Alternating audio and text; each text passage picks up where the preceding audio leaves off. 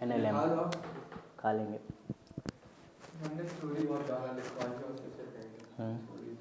बिल्कुल सरल थ्योरी समझते बस जाओ। देखो सब बता रहे, पूरा बता दे रहे। मल्टीप्लिकेशन का हमने वीडियो डाल दिया है, वेक्टर की थ्योरी बस बची है। वेक्टर की थ्योरी का भी वीडियो बना के डाल देंगे। बाकी जितना बचेगा हम तो परसों भी सिखाएंगे ना। अभी देखो एक कल मैथ्स का भी परसों मैथ्स का भी है ना। हाँ तो परसों, हाँ तो यानी कल की छुट्टी दे देंगे और फिर आ जाओगे। लोग से पूछ लेना, बस वो आएंगे। सबसे पूछ लेना, अगर आ जाओगे तो ठीक है, अगर ब्रेक चाहिए होगा तो छुट्टी दे देंगे। और मैथ्स के दिन फिर जल्दी आ जाना, थोड़ा जैसा कर लेना। और फिर एक दिन पहले तो छुट्टी रहेगी ही, तो उस छुट्टी में अपन 3-4 घंटे पढ़ लेंगे मस्त, तो वेक्टर भी हो जाएगा। अभी NLM चालू कर दो। देखो फ्रेश NLM मतलब Newton's law of motion. Newton ने कितने लॉ दिए थे? कम मालूम डेट कितनी है आज, 5 होगी। हाँ 5 है। हाँ कल, हाँ देखो कितने लॉ दिए थे? 3 लॉ दिए थे। इस चैप्टर में एक एक करके 3 लॉ को देखना है। तुम लोग के हिसाब से तो अपन को थ्योरी वगैरह ज़्यादा देखनी है, क्योंकि जो लॉ की एक्चुअल में एप्लीकेशन थी वो उतनी ज़्यादा कराई नहीं। ठीक है, सीधे से देखो थोड़ी बहुत ही लिखे कॉन्टैक्ट फोर्स क्या कहती क्या नहीं होती। तो देखो सबसे पहले यही समझ लो फोर्स क्या होता है। फोर्स जो किसी चीज़ को अट्रैक्ट करती है या किसी चीज़ को धक्का देती है, किसी चीज़ को खींचती है, जिसके कारण किसी चीज़ में कुछ ना कुछ या तो पुश का या तो पुल का अफेक्ट होता है, उसको अपन फोर्स कहते हैं। अब इसमें लिखा है फोर्स 2 प्रकार की होती है, कॉन्टैक्ट फोर्स और non contact force. Contact force का क्या मतलब है? जिस फोर्स को लगाने में कॉन्टैक्ट हो, मतलब जो फोर्स तब लगे जब 2 बॉडीज़ के बीच में कॉन्टैक्ट हो। एक होती है non contact force. Non contact force का क्या मतलब है? वो फोर्स तब लगती है जब 2 बॉडी के बीच में कॉन्टैक्ट ना हो। कॉन्टैक्ट फोर्स का एग्जांपल दो। मतलब फोर्स को, मतलब ऑब्जेक्ट में फोर्स लगाना, जैसे मैंने इसको धक्का दिया, कॉन्टैक्ट फोर्स हो गई। अब कॉन्टैक्ट फोर्स किए कुछ क्लासिकल एग्जांपल जैसे फोर्सेस के नाम हो जाए। अब जैसे मान लो तुम्हारी फ्रिक्शन कैसी फोर्स है? Contact force. Friction contact force कैसे? क्योंकि देखो जब अपन ऐसे किसी चीज में चल रहे हैं तो यहाँ छोटी छोटी इरेगुलरिटी हैं जो अपन को अपोज कर रही है, तो अपोज करने के लिए कॉन्टैक्ट होना जरूरी है, तो ये हो गई कॉन्टैक्ट फोर्स। ठीक है, और एग्जाम्पल क्या लिखे हैं इसमें? एक एग्जाम्पल लिखे है, टच लिखा है। हमें एक पेन दो तो हम सुधारते भी जाएंगे जो गलत है। एक पेन दे दो कोई भी।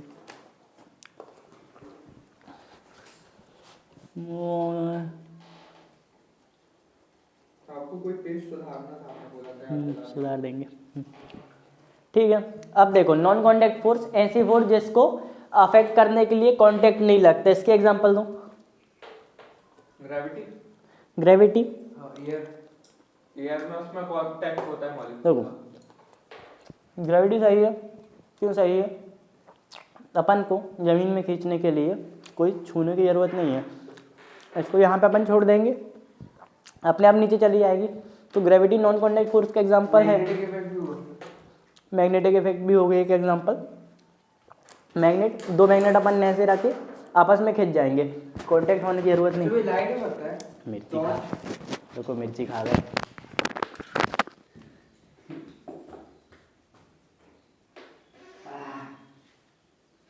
अरे एक ग्लास ही बोली।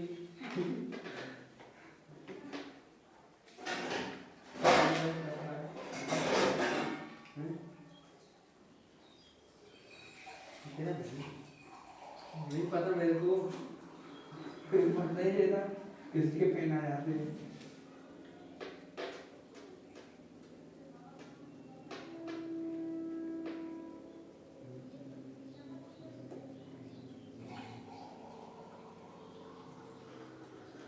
क्रॉस प्रोडक्ट वीडियो में है।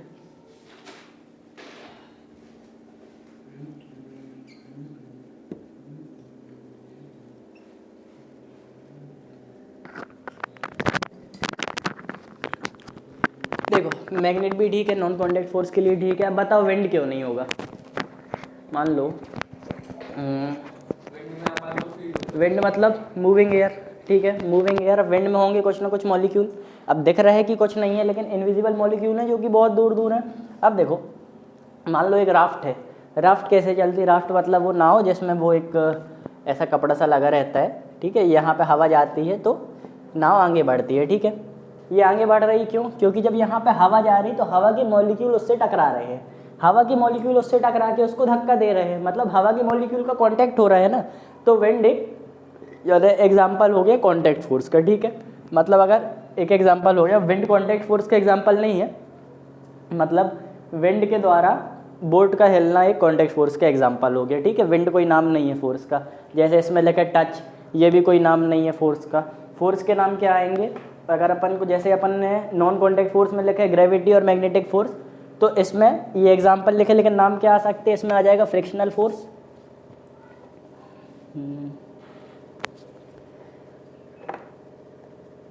बहुत दिमाग खराब हो जाता है इंग्लिश, बहुत गुस्सा आ रही थी मेरे को इंग्लिश पढ़ाई करने में से। क्या रटना पड़ता है यार, इंग्लिश दिमाग ही में रह जाता है। क्वेश्चन ऐसे थे उसके ना, तो मेरे को इससे आया वो टफ लगा, मैं रटना चालू कर दूं। मैंने पता है मैंने सुनो तो मैंने फर्रा बनाया, कॉपी के नीचे रखा, देख के लिख भी रहा था, कुछ बोल नहीं रहा, लेकिन बाद देख लिया मेरे को। इतना बड़ा पेज था वो, पूरे उसमें आंसर लिखे, वो सेम टू सेम आंसर उसमें थे। चलो इंग्लिश का बताएंगे क्या करना है। अब देखो फोर्स समझ में आ गई, एग्जाम्पल लिख लिए, ठीक है। कांटेक्ट फोर्स का क्या एग्जाम्पल हो गया? नॉर्मल और फ्रिक्शन। नॉन कांटेक्ट फोर्स का एग्जाम्पल हो गया ग्रेविटेशनल और मैग्नेटिक इफेक्ट, ठीक है, मैग्नेटिक फोर्स। अब देखो क्या सीधे आ जाते हैं, फोर्स समझ गए, अब सीधे आ जाते हैं पहले लॉ पे। पहला लॉ क्या कहते हैं? न्यूटन का पहला लॉ अपन को बताते हैं। लिखो सबसे पहले लॉ 1 लिखो। लॉ 1 को और क्या कहते हैं? लॉ ऑफ इनर्शिया, ठीक है। पहले लॉ को अपन लॉ ऑफ इनर्शिया भी कहते हैं। खोल लो पेज जल्दी।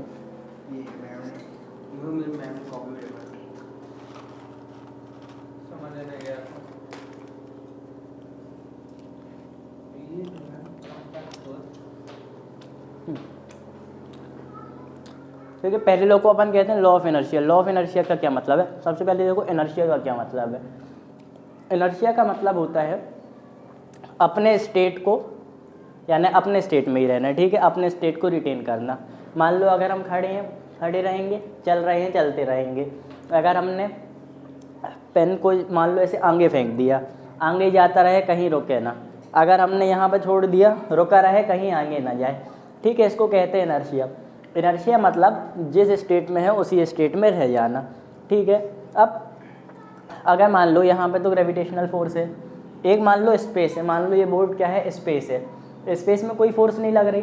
अब स्पेस में अगर हमने एक चीज़ को यहाँ पे ऐसा छोड़ दिया, ठीक है, कोई भी चीज़ है उसको ऐसा छोड़ दिया, वहीं रहेगी, कहीं नहीं हिलेगी, ठीक है। मान लो ग्रेविटी वगैरह बहुत दूर है, अभी इस ऑब्जेक्ट में कोई भी ग्रेविटी का इफेक्ट नहीं हो रहा, वहीं रहेगी, कहीं नहीं जाएगी।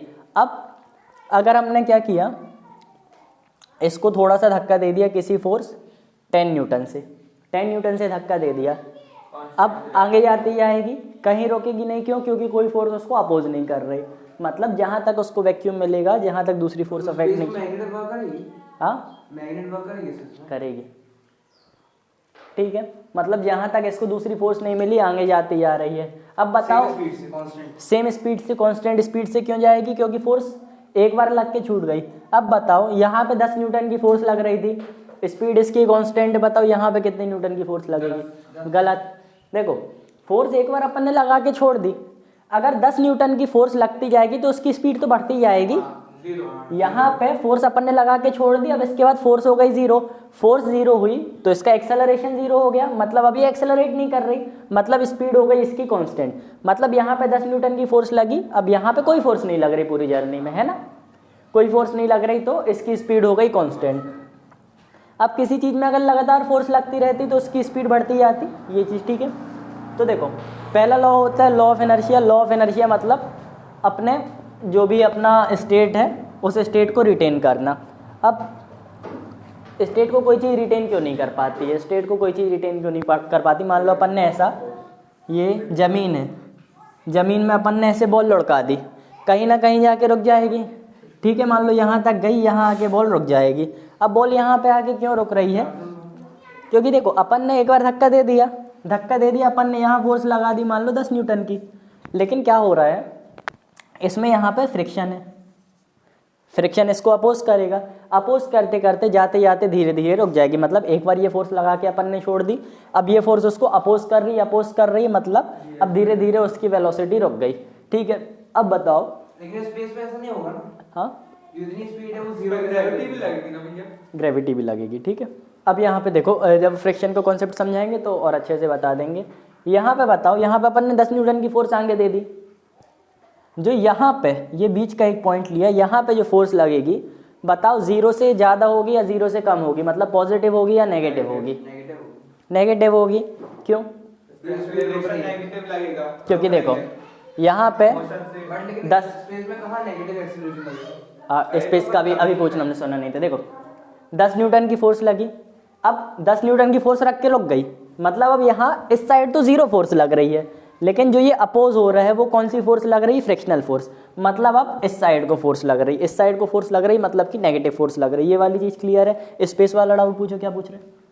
स्पेस में कुछ प्रेशर लगाया अपन ने 10 न्यूटन से, तो 10 प्रेशर नहीं, सबसे पहले तो फोर्स। ठीक है, फोर्स लगाया 10 न्यूटन होगा, 10 0 0 0 हाँ। होगा, 0 की स्पीड में ज्यादा जाएगा वो। हाँ, स्पीड कांस्टेंट रहेगी, बढ़ेगी नहीं, 10 ही रहेगी वो। देखो 10 न्यूटन का अगर फोर्स लगाएंगे तो जो भी स्पीड मिलेगी, मान लो इसको स्पीड मिल गई v, अब वो v स्पीड रहेगी थ्रू आउट, है ना, वो स्पीड चेंज नहीं होगी, लेकिन फोर्स हो जाएगा 0, मतलब फोर्स 0, स्पीड कांस्टेंट। ठीक है, और आगे आएंगे सेकेंड लॉ ऑफ मोशन देखेंगे तो अच्छे से समझ में आएगा। अब देखो इनर्शिया का क्या एग्जांपल ले सकते हैं? फाइनल का पता नहीं रहेगा, सुना? हाँ, फाइनल का पता नहीं रहेगा। फाइनल का नहीं, तो फाइनल और इनिशियल वही रहेगी ना। अब जहाँ पे जाके दूसरे प्लेनेट की ग्रेविटी की रेंज में आ गई, अब यहाँ पे ये प्लेनेट है, इसकी यहाँ तक ग्रेविटी की रेंज है, जब ये ऑब्जेक्ट जाते जाते यहाँ पे पहुँच जाएगा तो यहाँ पे खिंच जाएगा, तो कहीं ना कहीं जाके 0 हो जाएगी, लेकिन जब तक किसी की रेंज में नहीं तब तक रहेगी कांस्टेंट। अब इनर्शिया के और एग्जांपल देखो, और एग्जांपल कैसे करा लें? मान लो बस में अपन चलते हैं, बस में अपन चल रहे हैं, एकदम से ब्रेक लगा, बस में अपन चल रहे हैं, बस बढ़ रही है आगे, एक्सेलरेशन a से। ठीक है, यहाँ पे अपन खड़े हैं, बस में एकदम से ब्रेक लगा, मतलब बस यहाँ आके हो गई स्टॉप, एकदम से ब्रेक लगा मतलब यहाँ पे आके हो गई स्टॉप, वेलोसिटी हो गई 0। अब बताओ अपन आगे जाएंगे पीछे जाएंगे, क्या होगा? आगे क्यों? क्योंकि अपन की बॉडी एक्सेलरेशन में थी। हाँ देखो, बस एक्सेलरेशन में थी, अपन खड़े थे बस में, मतलब ये पूरा पार्ट एक्सेलरेशन में, अपन किसके थ्रू खड़े हैं? यहाँ पे फ्रिक्शन के थ्रू अपन खड़े हैं। ठीक है, तो ये कॉन्टैक्ट फोर्स फ्रिक्शन के थ्रू अपन खड़े हैं, तो फ्रिक्शन अपन को आगे लेके जा रही है। अब ये फ्रिक्शन अपन को आगे लेके जा रही, मतलब अपने पैर एक्सेलरेशन में है, लेकिन देखो पैर और ऊपर की बॉडी कितनी दूर है? अगर अपन लेटे होते तो ज़्यादा इफेक्ट नहीं पड़ता, लेकिन पैर और ऊपर की बॉडी कितनी दूर है? अब बस अगर एकदम से ब्रेक लगाएगी तो ये वाला हिस्सा रुक गया, ऊपर की बॉडी भी उतनी एक्सेलरेशन में थी जितने एक्सेलरेशन में नीचे की बॉडी थी।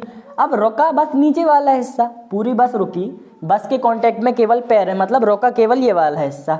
ये वाले हिस्से को तो पता ही नहीं चला क्योंकि इसको तो कोई पकड़ के बैठा नहीं है, तो ये वाला हिस्सा चला जाएगा आगे। मतलब एकदम से जब बस रुकती है तो अपन चले जाते हैं आगे। ठीक है, अब बस से उतरते समय कंडक्टर क्यों बोलते हैं कि आगे को मुँह करके उतरो?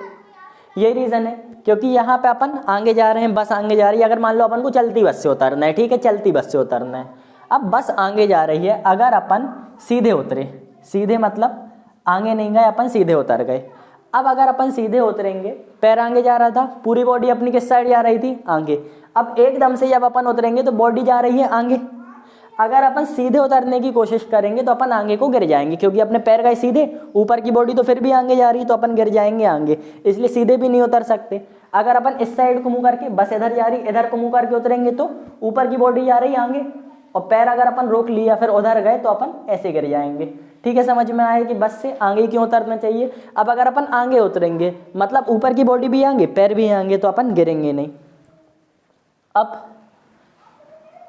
2 एग्जाम्पल बताएं और देखो,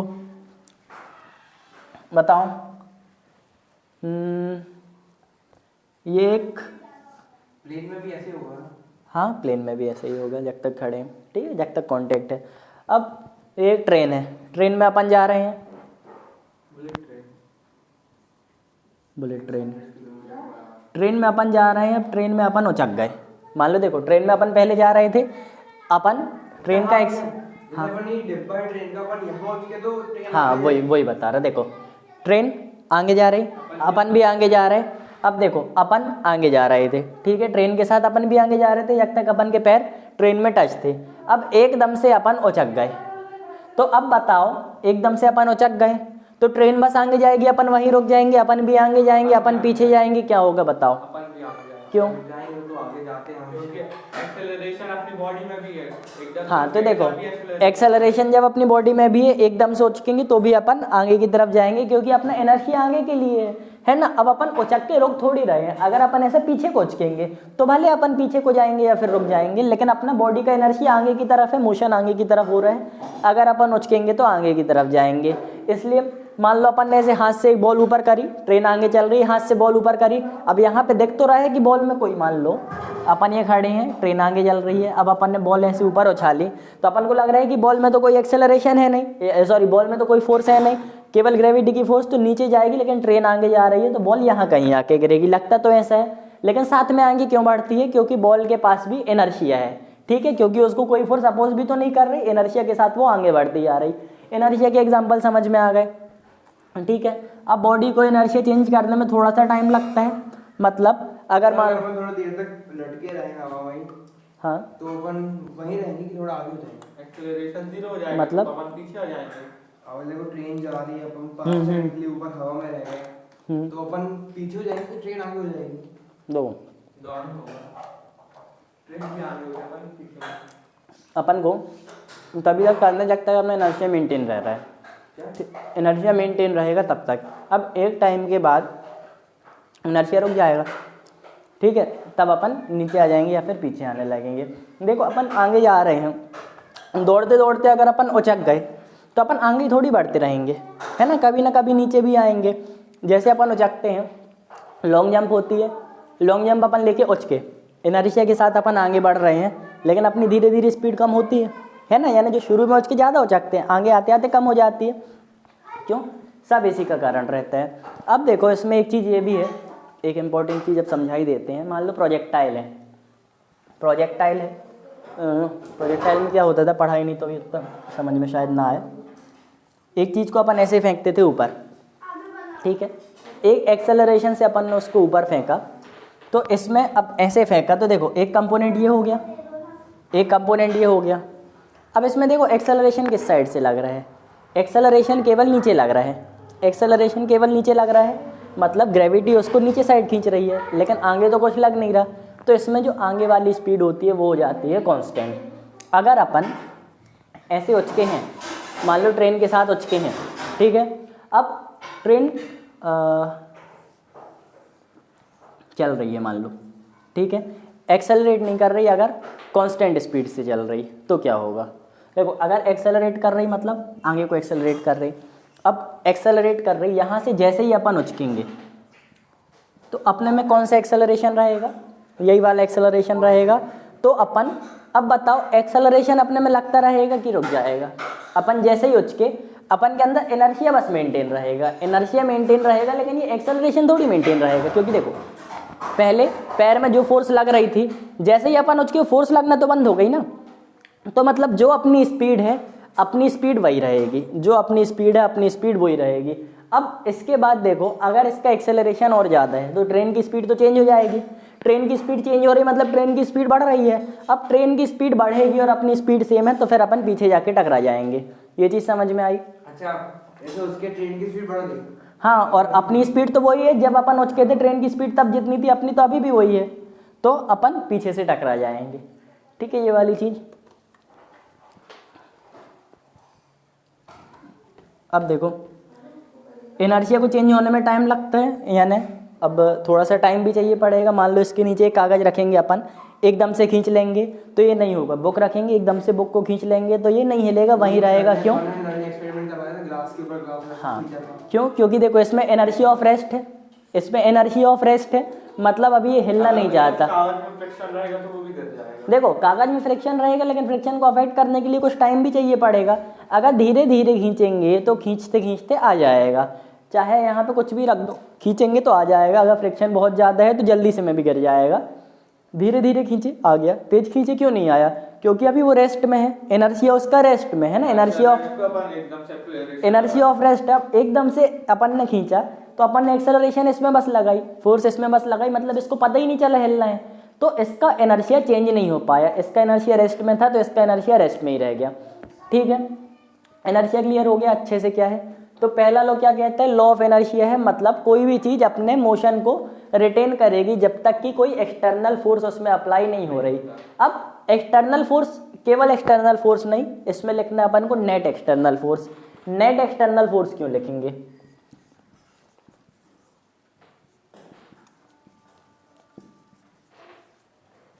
देखो, नेट एक्सटर्नल फोर्स जब तक उसमें अप्लाई नहीं हो रही, मान लो एक बॉक्स रखा है, इधर से 10 न्यूटन की फोर्स लगी, इधर से भी 10 न्यूटन की फोर्स लग गई, तो देखो एक्सटर्नल फोर्स लग रही है 10 न्यूटन की उधर से, 10 न्यूटन की इधर से, लेकिन नेट एक्सटर्नल फोर्स तो जीरो है ना, क्योंकि दोनों जगह की बराबर फोर्स तो नेग्लेक्ट हो यानी खत्म हो गई।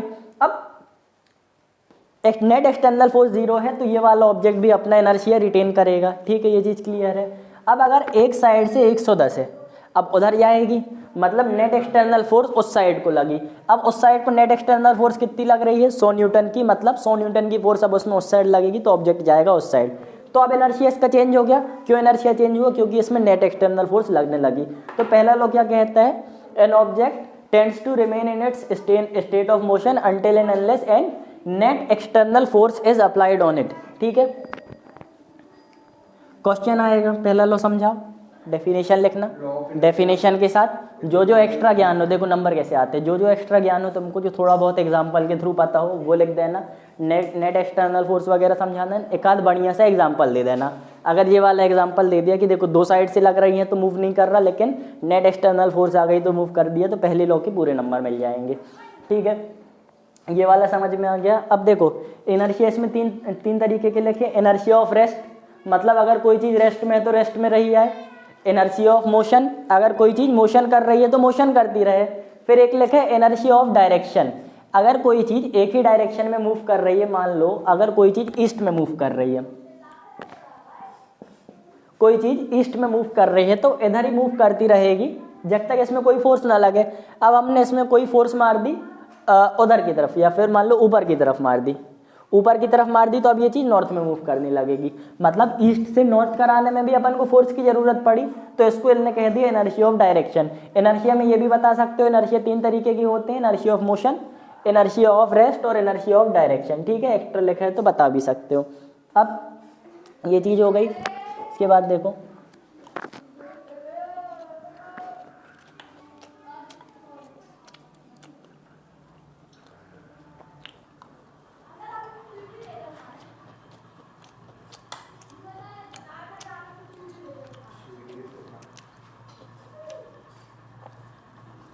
कौन है?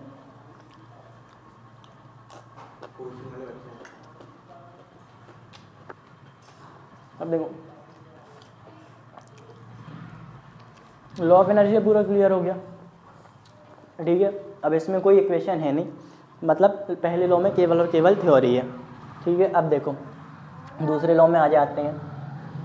एक बार अच्छे से बता दो सभी law of body in motion. A body tends to remain in its state of motion or rest until and unless a net external force is applied on it। ठीक है, वीडियो पॉज करके लिख लेना। अब 3 एग्जांपल दे देना inertia के। ठीक है, inertia of rest, inertia of motion, inertia of direction, उनकी डेफिनेशन लिख देना। उसके बाद एक आध एग्जांपल लिख देना बढ़िया सा, हाँ उसमें लिखे हैं, एक आध बढ़िया सा एग्जांपल लिख देना, उसकी डेफिनेशन लिख देना। नहीं यानी बढ़िया से एग्जांपल और एग्जांपल को समझा देना। अब इसमें रटने वाली चीज़ नहीं रहती है, जितना दिमाग में आता जाए उतना लिखते जाना। ठीक है, बस मेन चीज़ लिख देना डेफिनेशन, उसके ऊपर जितना दिमाग में आए। अब देखो सेकंड लॉ क्या कहता है। एक चीज़ होती है मोमेंटम। ठीक है, मोमेंटम क्या होता है? किसी भी चीज़ में अगर फोर्स लग रही है, अगर फोर्स लग रही है और वो मोशन में आ रहा है, ठीक है, हमने एक फोर्स लगाई 10 न्यूटन की एक ऑब्जेक्ट में। अब अगर ये ऑब्जेक्ट मोशन में आ गए तो इसमें कुछ ना कुछ मोमेंटम होगा। देखो मोशन में आया मतलब इसकी कुछ ना कुछ वेलोसिटी भी होगी। ठीक है, मोशन में तभी तो आएगा जब वेलोसिटी होगी। अब मास तो इसका है ही, अब किसी चीज़ में मास है और उसके पास वेलोसिटी भी है, तो अब वो उसका कुछ ना कुछ मोमेंटम कहलाएगा। अब देखो मोमेंटम के सबसे पहले फॉर्मूला देखो। अब देखो ये कहाँ से आया, कहीं से नहीं आया, ये ऑब्जर्व किया गया है कि देखो ये चीज़ होती है। जैसे एक चीज़ को फोर्स नाम दे दिया, एक दूसरी चीज़ को अपन ने मोमेंटम नाम दे दिया। तो सबसे पहले P is equal to M V, P is equal to M V आया मोमेंटम। ठीक है, मोमेंटम मतलब अब देखो एक एग्जांपल के थ्रू ही समझो। किसी चीज़ का मास है अगर 100 किलोग्राम, देखो किलोग्राम क्यों लिखा, अपन को ऐसा ही यूनिट में लिखना है, ठीक है, तब मोमेंटम की भी सही वैल्यू आएगी। मास है 100 किलोग्राम और वेलोसिटी है 10 मीटर पर सेकेंड। 100 किलोग्राम मास और वेलोसिटी है 10 मीटर पर सेकेंड, तो इसका मोमेंटम कितना हो जाएगा निकालो, मतलब 1000 किलोग्राम मीटर पर सेकेंड। ठीक है, ये हो गया इसका मोमेंटम। अब किलोग्राम मीटर पर सेकेंड एम, एक minute, M L T minus 2। अब इसको अपन लिख सकते हैं M L T minus 2 upon, इसको न्यूटन पर सेकेंड भी लिख सकते हैं। न्यूटन पर सेकेंड लिखते हैं, हाँ न्यूटन पर सेकेंड लिख सकते हैं। तो देखो किलोग्राम मीटर पर सेकेंड इसका हो गया, न्यूटन पर सेकेंड कैसे आया अभी बताएंगे। ये हो गया मोमेंटम। ठीक है, अब एक चीज़ का मान लो मास है 10 किलोग्राम, 10 किलोग्राम, और उस पर अपन ने 100 मीटर पर सेकेंड की वेलोसिटी दे दी, इसका मोमेंटम क्या होगा? सेम मोमेंटम आ गया, मतलब मास दीदी सेम मास, देखो मास अलग वेलोसिटी, यानी मास ज़्यादा तो वेलोसिटी कम, वेलोसिटी ज़्यादा तो मास कम, क्योंकि एम वी से मिलता है मोमेंटम। अब देखो अगर एक ऑब्जेक्ट बड़ा है, देखो ये चीज़ मोमेंट पी मोमेंटम है, ठीक है, मोमेंटम को पी से डिनोट करते हैं। अब एक ऑब्जेक्ट बड़ा है तो उसको कम स्पीड चाहिए ज़्यादा मोमेंटम जनरेट करने के लिए। एक ऑब्जेक्ट अगर छोटा है तो उसको ज़्यादा स्पीड चाहिए कम मोमेंटम जनरेट करने के लिए। अब कैसे ले लो, एक हाँ खाऊंगा अभी नहीं, लेकिन अभी हम ये चावल खा रहे हैं। तो देखो एक इंसान 100 किलो का है, अब अगर वो मद्दा भी दौड़ रहा है इतनी स्पीड से और किसी से जाके टकरा गया तो वो इंसान को कितनी लगेगी चोट, यानी लगभग समझ लो थोड़ी सी चोट लग गई। अब एक इंसान केवल 10 किलो का है तो इसको उतनी चोट पहुंचाने के लिए कितना तेज दौड़ना पड़ेगा, उसको इतना तेज दौड़ना पड़ेगा। तो ये समझ में आया मोमेंटम से होता क्या है। मोमेंटम मतलब किसी भी, देखो मोमेंटम एक प्रॉपर्टी है, एक ऑब्जेक्ट की प्रॉपर्टी, जब वो मोशन में रहता है तो अगर किसी का वेट ज़्यादा है तो उसको कम स्पीड चाहिए उतनी चोट पहुंचाने के लिए, किसी की और किसी का वेट कम है तो उसको ज़्यादा स्पीड चाहिए उतनी चोट पहुंचाने के लिए, इसको कहते हैं मोमेंटम। मोमेंटम एक प्रॉपर्टी है उस ऑब्जेक्ट की जो मोशन में रहता है। ये मीटर में नहीं हो सकता क्या केजी में जो? मीटर में? केजी मीटर में कैसे होगा? अरे सॉरी, किलोग्राम ग्राम में नहीं, ऐसा ही यूनिट है ना।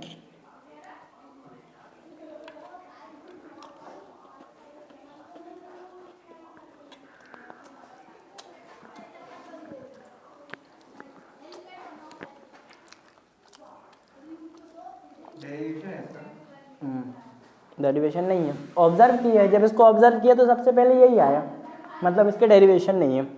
P equals to m formula, हाँ फॉर्मूला ये F equals to m पहुँचेंगे। फर्स्ट लॉ है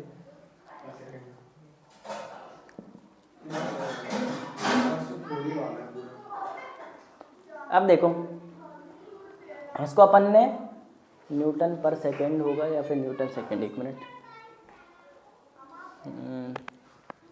4-10 हो गए, छोड़ दूंगी मैं टाइम पे, तुम लोग MLT माइनस न्यूटन सेकेंड होगा।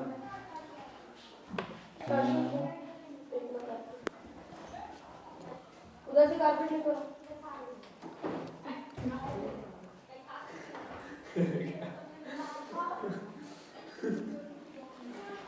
ML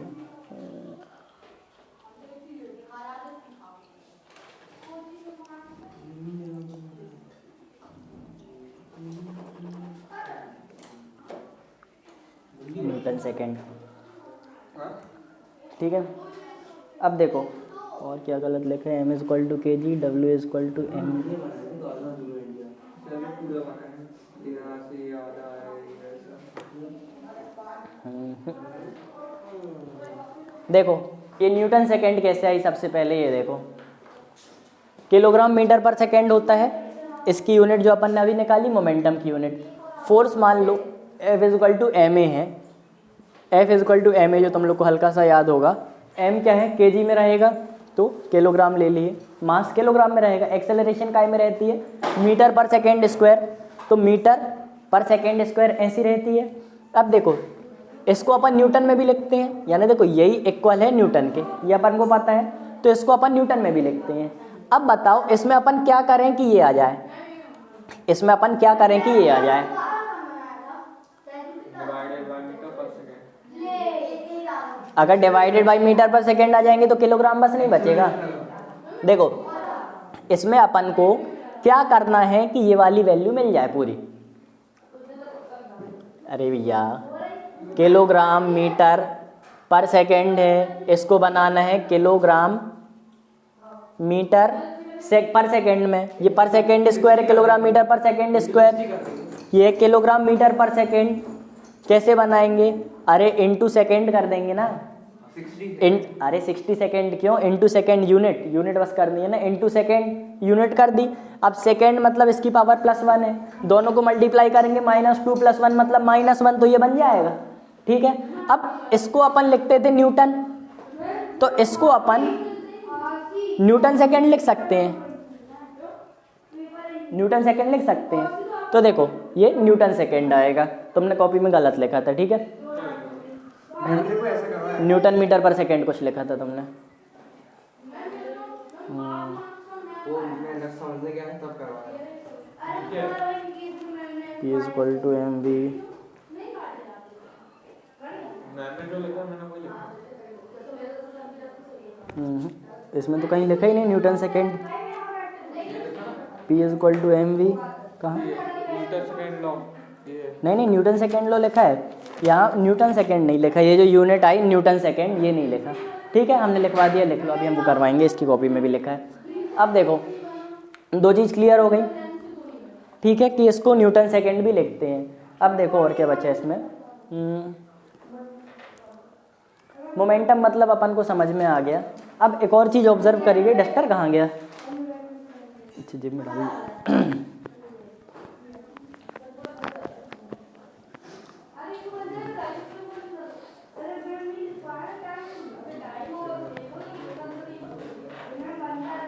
सबसे पहली चीज क्या ऑब्जर्व करी गई थी कि मोमेंटम क्या होता है। ठीक है, तो मोमेंटम क्या आया था, P is equal to M V, ये अपना आ गया था मोमेंटम। दूसरी चीज क्या ऑब्जर्व करी, दूसरी चीज अपन ने ये ऑब्जर्व करी जो rate of change of momentum होता है, rate of change of momentum force के प्रोपोर्शनल होता है। तो मतलब F proportional to rate of change of momentum. Rate of change of momentum कैसे लिखेंगे, देखो किसी भी चीज का रेट मतलब अपॉन टाइम, और चेंज ऑफ मोमेंटम मतलब डेल्टा पी, तो इसको कहेंगे rate of change of momentum, इसमें कोई दिक्कत नहीं है। तो rate of change of momentum अपन ऐसे लिखेंगे, ये चीज़ क्लियर है, इसमें कोई दिक्कत नहीं है। अब देखो फिर किसी भी चीज़ पे अपन जो लगभग नॉर्मल चीज़ें पढ़ते हैं उनका मास कांस्टेंट होता है, मास कांस्टेंट, जैसे हमारा मास कांस्टेंट है ना उतना ही रहेगा।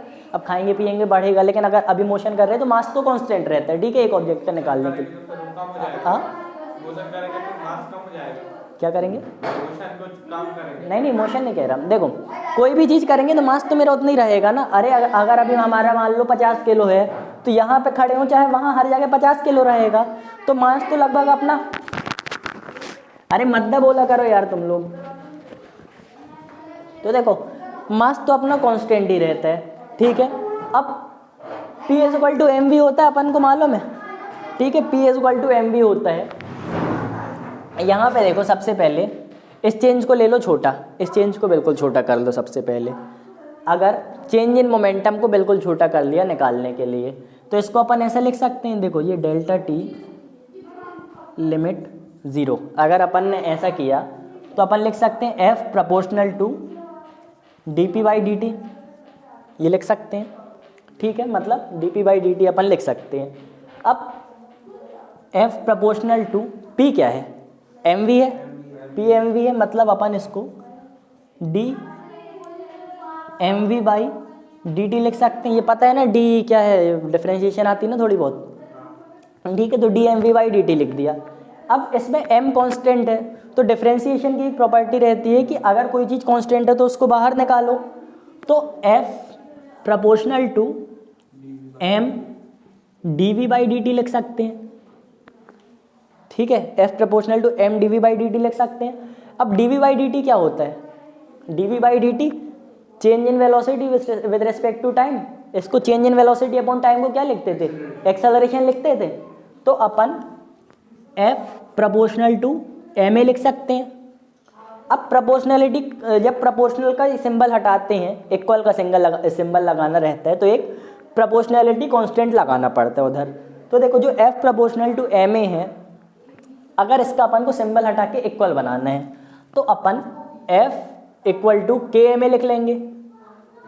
के ma क्यों लिखा, क्योंकि देखो ये प्रोपोर्शनल था, अपन को इक्वल बनाना है। अब इक्वल बनाना है तो यहाँ कुछ ना कुछ कांस्टेंट लगाना पड़ेगा, तो अपन ने लिख लिया के ma। अब अपन बना ही रहे थे, फॉर्मूला बना ही रहे थे, तो ये के की कोई ऐसी वैल्यू नहीं कि किसी से अपन ने डराइव किया। अब अपन फॉर्मूला बना ही रहे थे, फोर्स अभी इंट्रोड्यूस कर रहे थे, तो के की वैल्यू अपन ने ले ली 1। f is equal to ma, because को कैसे लिखते हैं, के ये सेंस है, अगर 2 डॉट नीचे रहते तो देयरफॉर होता, ठीक है। k इज इक्वल टू 1 था तो f is equal to ma। तब f is equal to ma कैसे आया, समझ में आ गया। हमें एक बार बताओ जरा, वो डेरिवेशन जो तुम लोग को लिखवाई थी ऐसे ही है क्या?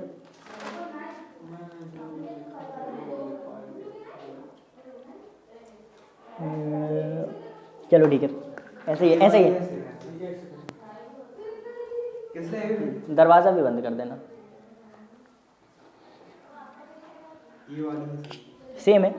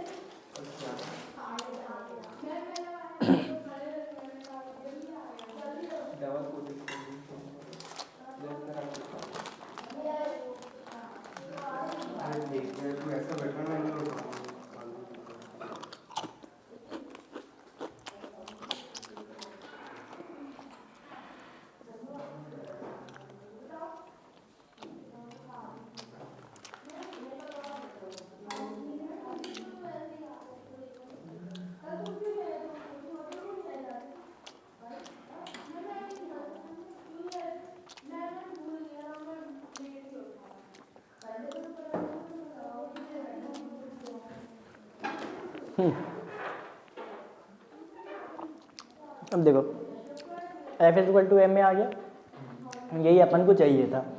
तो अब अपन के पास क्या था, ये था पहले से, प्रोपोर्शनलिटी कांस्टेंट पहले से था। अब यहाँ से अपन यहाँ तक कैसे आए, इस प्रोसेस के थ्रू आ गए, यानी f is equal to ma अपन ने निकाल लिया। ज़्यादा कठिन तो था नहीं, सारी चीज़ें मिल गई थी। अब अगर इतनी सरल सी डेरिवेशन आ गई तो कोई प्रॉब्लम अपन को पड़ेगी नहीं। नहीं थ्योरी बता रहे ना, देखो तो डेरिवेशन बिल्कुल इतनी सी थी, अपन को समझ में आ गया कैसे आया। डेरिवेशन तो बिल्कुल ही कठिन नहीं थी इसकी, है ना। अब P is equal to M V मिल गया, दोनों साइड अपन ने क्या किया, फोर्स इज इक्वल टू अपन को ये पता चल गया था। अब बस उसके बाद चेंज बस तो किया है अपन ने, P को अपन ने एम वी बना दिया, उसके बाद चेंज कर दिया, डेरिवेशन अपनी आ गई।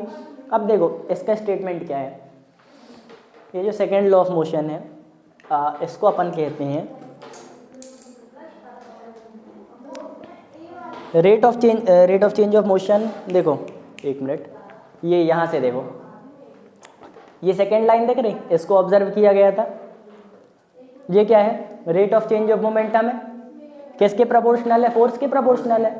तो इसको अपन डायरेक्टली ऐसा लिख सकते हैं, second law of Newton second law of motion states that rate of change of momentum is directly proportional to force applied. ठीक है, simple, rate of change of momentum is directly proportional to force applied.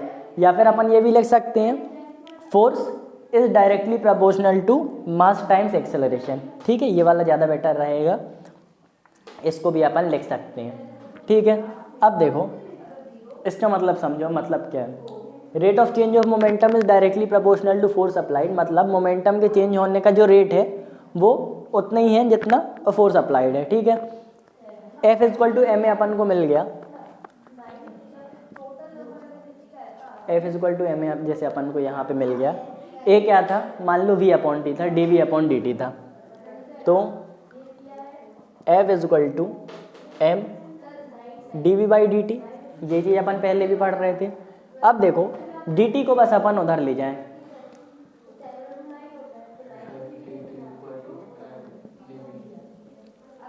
ये हो गया F D T equal to M D we.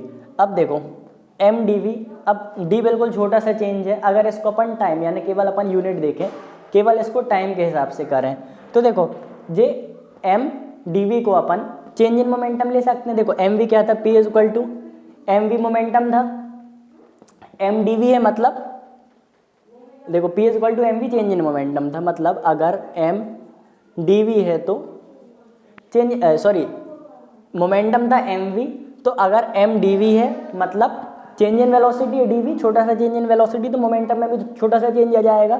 तो यहाँ पे अपन लिख सकते हैं F D T is equal to D P. बोलो ये वाली चीज़ समझ में आई। अगर चेंज बड़ा होता तो ऐसे लिख सकते थे F delta T is equal to delta P. समझ में आ रहा है क्या कह रहे हैं, मतलब देखो छोटे चेंज पर डी लगा, ये अपन छोटे चेंज पे डी लगाते, बड़े चेंज पे डेल्टा लगाते हैं। अपन के पास F equal to M A था, या फिर जब F equal to M A नहीं आया था तो ये वाली चीज़ थी। अब इस चीज़ को अपन यहीं से तो लाए थे, अगर प्रोपोर्शनैलिटी कांस्टेंट अपन ने यहीं पे लगा लिया होता, आखिरी में लगाया ना, यहाँ पे भी तो लगा सकते थे, यहीं पे लगा लिया होता तो आ जाता F equal to K delta P upon delta T, F delta T is equal to delta P. क्यों, क्योंकि के की वैल्यू 1 है, ठीक है। मतलब इस चीज़ से, केवल इस वाली चीज़ से अपन को ये वाली चीज़ भी मिल गई, कुछ नहीं किया, बस टी को उधर लेके गए। समझ में आया, इस चीज़ से अपन को ये वाली चीज़ भी मिल गई, कुछ नहीं किया, बस डी नीचे आएगा तो वही बन जाएगा, टी वापस नीचे आएगा तो फिर से वही बन जाएगा। एफ इक्वल्स टू एक्सेलरेशन हो जाएगा, नहीं अच्छा हाँ, नहीं होएगा ना, एम भी तो है उसमें, ठीक है। तो देखो कुछ नहीं, एक चीज़ अपन को मिली, उससे अपन ये भी निकाल सकते हैं, ये भी निकाल सकते हैं, बस किस प्रोसेस के थ्रू अपन को कब कौन सा फॉर्मूला यूज़ में आ रहा है अपन ने वो वाला निकाल लिया। सेकेंड लॉ ऑफ मोशन क्या कहते हैं वो भी अपन को पता चल गया। अब इसके ज़रा एक आध दो क्वेश्चन देखो। फर्स्ट वाले में एक ही क्वेश्चन है, नहीं, फर्स्ट वाले में तो वो करा दिए थे ना थ्योरेटिकल क्वेश्चन, सेकेंड वाले के क्वेश्चन देखो।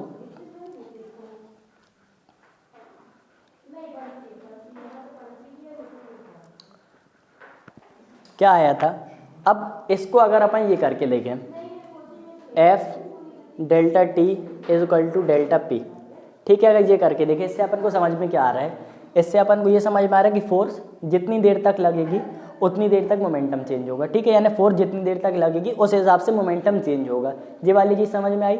अगर अपन ने 10 न्यूटन की फोर्स लगाई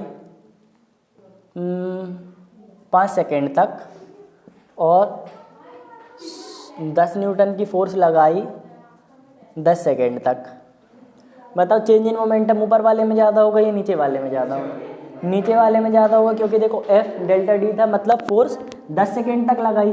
अब अपन जब इसमें 10 सेकेंड तक फोर्स लगा रहे हैं तो इसमें मोमेंटम ज़्यादा चेंज हो जाएगा।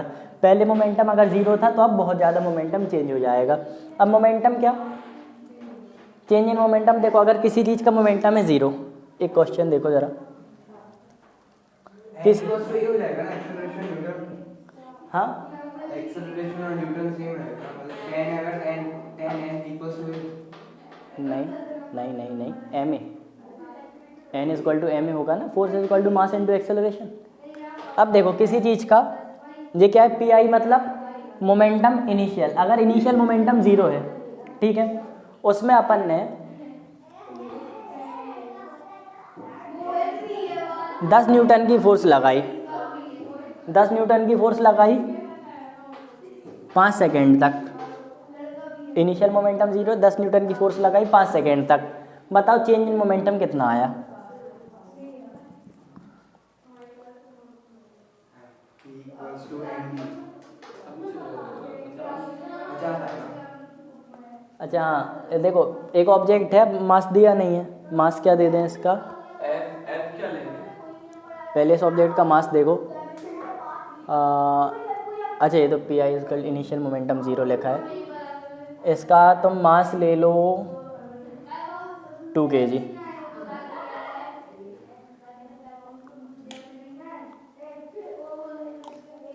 इसको मीटर में कन्वर्ट करना पड़ेगा। मीटर में कन्वर्ट करना पड़ेगा।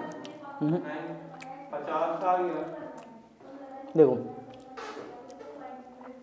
10 न्यूटन की फोर्स लगी है, 10 न्यूटन की फोर्स लगी है 5 सेकेंड तक। अगर किसी ऑब्जेक्ट में 10 न्यूटन की फोर्स 5 सेकेंड तक लगती है तो उसका जो मोमेंटम होगा कितना होगा?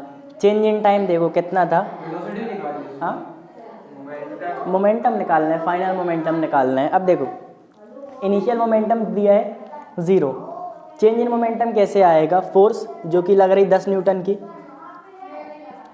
इनटू चेंज इन टाइम कितना है? 5 सेकेंड है, 5 सेकेंड, तो चेंज इन मोमेंटम क्या आएगा? 50 न्यूटन सेकेंड। इनिशियल मोमेंटम कितना था? डेल्टा पी भी तो है। डेल्टा पी क्या? अरे यार जब मोमेंटम ही निकालना है, चेंज इन मोमेंटम तो यही तो निकालना है, तो अब एम वी करने की क्या नीड है? ठीक है, चेंज इन मोमेंटम आ गया कितना? 50 newton metre 50 newton second. Initial momentum था 0, तो बताओ फाइनल मोमेंटम कितना कहलाया? फाइनल मोमेंटम 50 कहलाया। इनिशियल 0 था, फाइनल मोमेंटम 50 कहलाया, तभी तो change in momentum 50 newton second आया। अब बताओ इस मोमेंटम से इसकी वेलोसिटी क्या बनी? 25। क्यों? क्योंकि देखो 50 इजक्वल टू एम वी है, मतलब ये 50 को अपन m इंटू वी लिख सकते हैं। m अपन को दिया है 2, तो मतलब 2v इजक्वल टू 50, तो v आ जाएगा 25। मतलब जब अपन ने इतनी फोर्स लगाई उसमें और उसका मास इतना था, तो उसकी वेलोसिटी कितनी हो गई? 25 मीटर पर सेकेंड। सारी चीज़ ऐसा ही लिख रहे हैं तो वेलोसिटी भी ऐसा ही। देखो चेंज इन मोमेंटम समझ में आया, मतलब delta P is equal to 50 newton second, ये समझ में आ गया। डेल्टा पी को अपन लिख सकते M delta V is equal to 50 newton second. Delta V is equal to 50 newton second upon mass दिया था 2 किलो, तो ये आ गया 25 मीटर पर सेकेंड। ठीक है, डेल्टा वी वेलोसिटी 25 मीटर पर सेकेंड। अब बताओ ये वेलोसिटी कांस्टेंट रहेगी कि नहीं? यानी आखिरी जब मोमेंटम फाइनल मोमेंटम आ गया उसके बाद बताओ ये वेलोसिटी कांस्टेंट रहेगी कि नहीं? देखो फोर्स 0 होगी लेकिन वेलोसिटी कांस्टेंट रहेगी जब तक कोई दूसरी फोर्स नहीं लग रही है उसमें। समझ में आया क्या कह रहे हैं? मतलब फोर्स जितनी देर तक लगेगी उस हिसाब से मोमेंटम चेंज हो जाएगा। ठीक है, कुछ नहीं था नॉर्मल, बस अगर अपन को फॉर्मूला याद रहे तो अपन इसके क्वेश्चन निकाल लेंगे। क्वेश्चन बिल्कुल सरल आते हैं। कैसा क्वेश्चन? सबसे पहले इस फॉर्मूला से क्वेश्चन आ जाएगा, P is equal to M V. बताओ कि 10 क्वेश्चन दिया है हैमर ऑफ मास 3 kg, वो कंजर्वेशन ऑफ मोमेंटम का है, बाद में कराएंगे। अब देखो दूसरा लॉ अपन को समझ में आ गया, क्वेश्चन करेंगे तो और अच्छे से समझ में आएगा। अभी बताओ दूसरा लॉ समझ में आ गया। अब देखो F is equal to M में था, ये वाली इक्वेशन हो,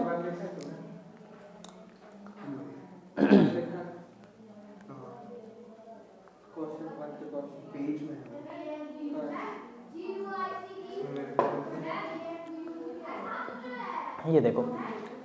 अब ये तो ये देखो ये सेकेंड लॉ नहीं है, सेकेंड लॉ में कभी ये लिख के मत आना। ठीक है, क्यों? क्योंकि मोमेंटम में बस एक चीज़ निकाली गई थी, इसकी हेल्प से अपन ने ये निकाला, तो ये सेकेंड लॉ नहीं है, ये सेकेंड लॉ है। समझ में आया? Delta T equal to delta P लिख सकते हैं। हाँ डेल्टा टी इक्वल देखो मैं बता रहा, सबसे पहले ये सेकेंड लॉ नहीं है, ये तो मोमेंटम बस के लिए है, लॉ ऑफ मोशन या Newton's law of motion force वगैरह के लिए। तो देखो यहाँ पे फोर्स आ रहा है, तो ये यानी rate of change of momentum is directly proportional to force, ये है सेकेंड लॉ, है ना। ऊपर वाला केवल मोमेंटम का फॉर्मूला है, वो सेकेंड लॉ नहीं है, तो सेकेंड लॉ में ये मत लिख के आना। ठीक है, अब दूसरी चीज़ देखो, ये क्या हुआ, इसको अपन कहते हैं इम्पल्स। इम्पल्स, इम्पल्स मतलब देखो इस तरीके से लिखा तो ये सेकेंड लॉ था। अब सेकेंड लॉ को अपन ने इस तरीके से लिखा, मतलब फोर्स जितने टाइम तक हो रही है उस हिसाब से चेंज इन मोमेंटम हो रहा है, तो इस चेंज इन मोमेंटम को अपन कहते हैं इम्पल्स। अब इम्पल्स वगैरह, अब जितनी भी ऐसी चीज़ें हैं ना, उनकी डेफिनेशन वगैरह देख लेना गूगल से अच्छी वाली कि कैसे लिखते हैं। लेकिन देखो, इसको कहते हैं इम्पल्स, मतलब चेंज इन मोमेंटम को अपन कह रहे हैं इम्पल्स, ठीक है। अब देखो इम्पल्स का एक आध क्वेश्चन देखो, थर्ड लॉ कराने से पहले इम्पल्स को।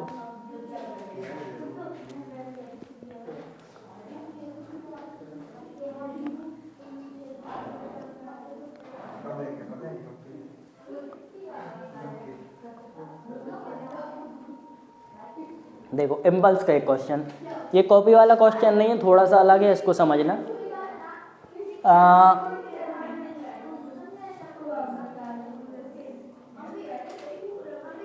मान लो एक बुलेट है, एक बुलेट है, ठीक है। अब बुलेट का मास कितना है, मान लो 10 ग्राम। बुलेट का मास है 10 ग्राम, बुलेट की स्पीड क्या है 100 मीटर पर सेकेंड।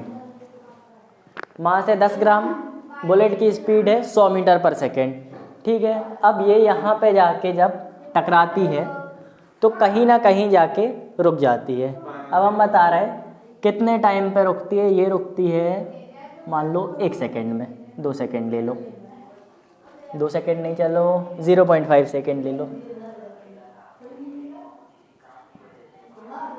ठीक है। बुलेट मास दिया है, वेलोसिटी दी है, टकराएगी, 0.5 सेकेंड में रुक जाएगी। अब बताओ इसका इम्पल्स कितना है, इम्पल्स बताओ। Delta T equal to delta P. Delta T दिया, फोर्स दिया 10 P, force into F into M A होगा ना, एफ इंटू एम ए होगा, ठीक है। एक्सेलरेशन 3, अब देखो एक्सेलरेशन तो दिया ही नहीं है, मास दिया है, हाँ, वेलोसिटी दी है, हाँ, और बस आ जाएगा आंसर। निकालो ना, तो इम्पल्स कितनी आएगी।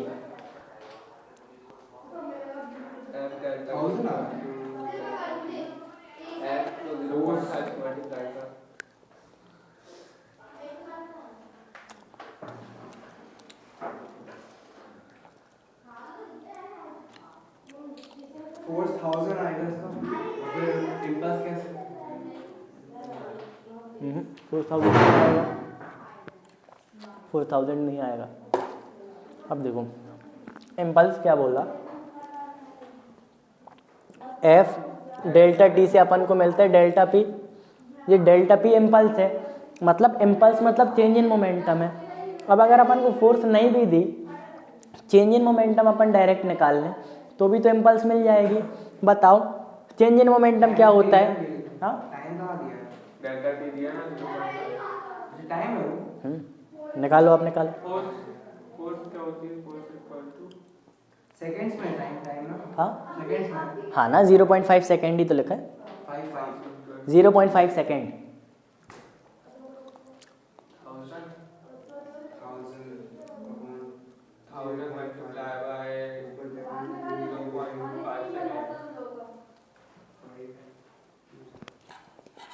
2000। अब देखो 0.5 को मल्टीप्लाई करेगा 2000 आएगा।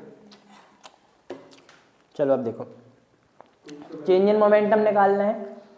जो चेंज इन मोमेंटम होता है वही होती है इम्पल्स। अब देखो जब यहाँ पे बुलेट टकराई और कहीं मान लो यहाँ कहीं जाके रुक गई, कितनी देर में रुकी, ये अपने पास टाइम दिया है। देखो कौन है,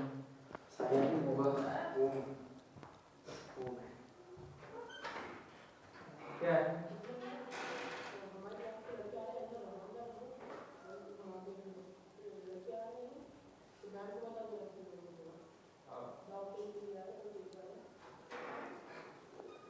बता दो कि क्लास से लड़के आ रहे हैं। हाँ ओम की कौन सी क्लास है? 9th क्लास के लड़के आ रहे थे, उन्हें मैथ्स बता दो अभी।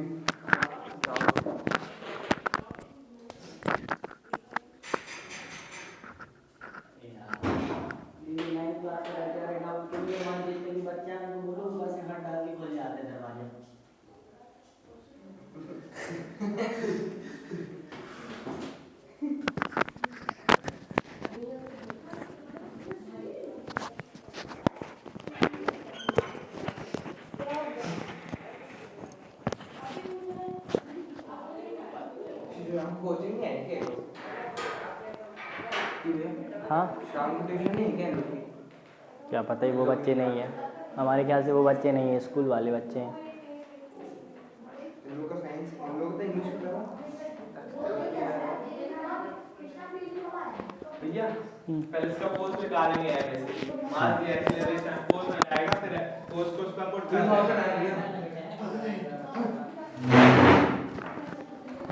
2000 है। चलो देखो, फाइनल मोमेंटम जब यहाँ जाके रुक जाएगी, ये फाइनल मोमेंटम होगा, और यहाँ पे जो रहेगा वो इनिशियल मोमेंटम रहेगा। उसका जो पॉइंट है वो वहां जाके रुकेगा ना। देखो यहाँ जाके रुक गई, फाइनल मोमेंटम होगा, यहाँ पे इनिशियल मोमेंटम होगा। अब बताओ, जहाँ पे रुक गई उसकी वेलोसिटी जीरो हो गई, तो जो mv था वो m0 हो गया, वेलोसिटी जीरो हो गई तो m0 हो गया, मतलब फाइनल मोमेंटम तो आ गया जीरो। ये चीज़ क्लियर है, फाइनल मोमेंटम जीरो आ गया, minus initial momentum. Initial momentum क्या होता है, mv होता, एक्सेलरेशन थोड़ी जीरो, अरे भैया p = mv। अब जब यहाँ पे रोका तो वेलोसिटी जीरो हो गई, अब वेलोसिटी जीरो हो गई तो m × 0 तो जीरो हो जाएगा, तो फाइनल मोमेंटम हो गया zero. Initial momentum minus initial momentum, अब देखो जब यहाँ पे टकराएगी, अब इसकी स्पीड 100 मीटर पर सेकेंड कॉन्स्टेंट है, जब यहाँ पे टकराएगी तभी फोर्स अपोज होएगा। अब यहाँ पे आके स्पीड कम होना शुरू होगी, तो मतलब यहाँ से स्पीड कम होना चालू हुई है, लेकिन इस पॉइंट पे, टकराने वाले पॉइंट पे कितनी स्पीड थी, 100 मीटर पर सेकेंड, मास कितना था 10 किलोग्राम। तो इनिशियल मोमेंटम क्या था, 0 - 10 × 100। अब देखो सबसे बड़ी बात, 10 ग्राम है, 10 किलोग्राम तो है नहीं, अपन को ऐसा यूनिट में लाना है। 10 ग्राम मतलब कितने किलोग्राम होता है, 0.010 देखो 1/100 0.01 है ना। 0.0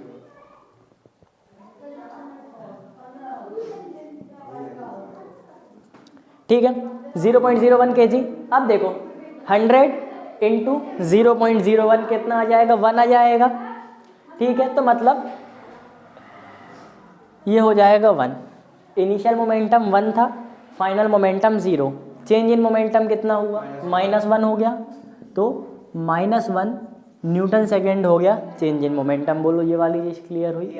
अब change in momentum -1 Newton second है, चेंज इन मोमेंटम को क्या लिखते हैं, इम्पल्स, तो इसकी इम्पल्स कितनी हो गई, -1 न्यूटन सेकेंड। समझ में आया अब इम्पल्स कैसे निकाले, देखो भैया इम्पल्स जो है वो डेल्टा पी है। हाँ, डेल्टा पी कैसे भी निकालें, ये फोर्स मास इनटू एक्सेलरेशन है। हाँ मास इनटू एक्सेलरेशन अपना आया कितना है, मास इनटू एक्सेलरेशन निकाला ही नहीं। देखो अपन ने ये बिना निकाले ये निकाल लिया। देखो इम्पल्स ये है,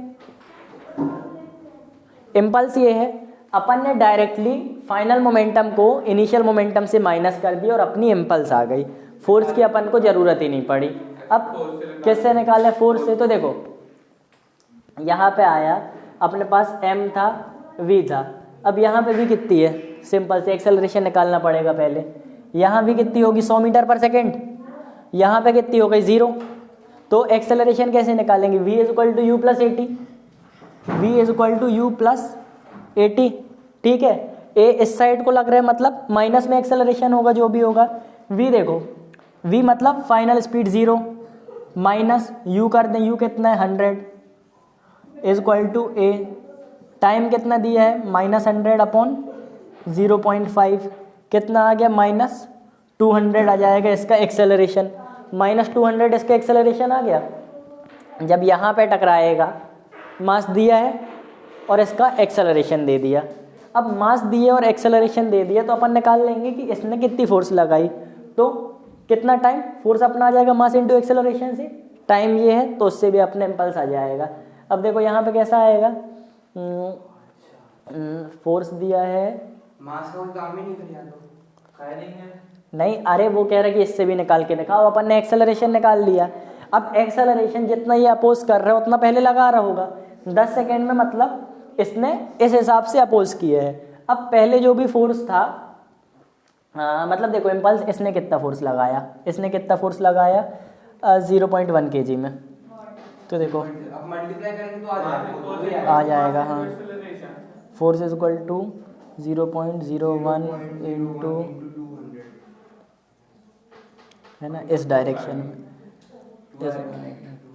200 था, इंटू कहाँ गया, टाइम 0.0 0.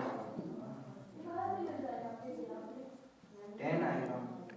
अब 0.0 200 मतलब 1/100 तो आ गया 2 और 2 इंटू 0.5 1, फिर से 1 आ गया। चेंज इन मोमेंटम समझ में आया? तो -1 इस पर 1 देखो माइनस केवल डायरेक्शन बता रहा है, -1 केवल डायरेक्शन बता रहा है। यहाँ पे -1 आया था, ये देखो ये जो 200 था एक्सेलरेशन था, एक्सेलरेशन नेगेटिव आया था, नेगेटिव यहाँ पे लिया नहीं था क्योंकि डायरेक्शन अपन को पता है कि जो भी इम्पल्स है डायरेक्शन उसकी इस साइड को है, तो इम्पल्स लगी किस साइड को है, इस साइड को लगी है उसके, तो यानी अब यहाँ पे माइनस ले लिया तो यहाँ पे भी बनाएगा, मतलब चेंज इन मोमेंटम -1 आ जाएगा। इम्पल्स किस साइड को लगी है, इस साइड को लगी है, समझ में आया? अपने साइड को लगी है। यहाँ से गोली गई तो इम्पल्स उस साइड से लगी है, तो इम्पल्स आ गई -1 दोनों तरीके से, ठीक है। अब ये तरीका करने की नीड नहीं है, अगर फोर्स ना दिया हो निकाल के बता दिया, निकाला जा सकता था। मेन ये वाला तरीका ठीक है, बस चेंज इन मोमेंटम निकालो, उसको अपन कहेंगे इम्पल्स, ठीक है। इम्पल्स क्या होती समझ में आ गया? अब और कुछ क्वेश्चन याद आ जाए?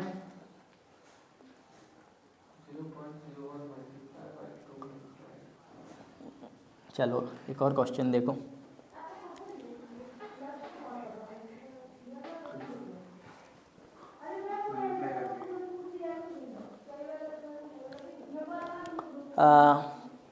एक दीवार है, एक दीवार है, देखो देखो देखो, एक दीवार है, दीवार में अपन ने बॉल फेंकी, दीवार में बॉल फेंकी और बॉल यहाँ आ गई, बॉल गई, बॉल आ गई। अब बताओ, हमने तुमको दे दिया बॉल का मास, दे दिया मान लो 100 ग्राम,